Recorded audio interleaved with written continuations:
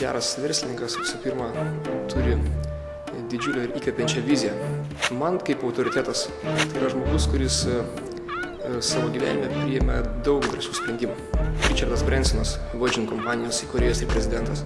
Išmoksite siekti užsibrėžtų tikslų, privalėsite išmokti nepaisyti aplinkinių nuomonės. Niekada jau negalėčiau dirbti nuo 9 iki 5. Daug kas sako, kad aš labai užsiėmęs ir aš nejaučiu, kad dirbu. Nedaryčiau kažko tai, ką daro dauguma. Nepadaryčiau nieko, kas galėtų stipriai pakenkti mano reputacijai.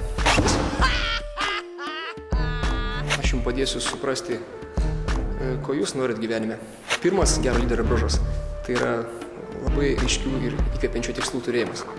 Antras lyderio bruožas – sugebėjimas įkvėpti kitus žmonės. Ir trečias lyderio bruožas – tai yra atsakomybės jausmas. Pats mielai klausausi įvairius stilius, nuo Snoop Doggo iki Metallicos. Tai yra ir gero menininko, talentingo menininko ir gerų verslininkų kombinacija.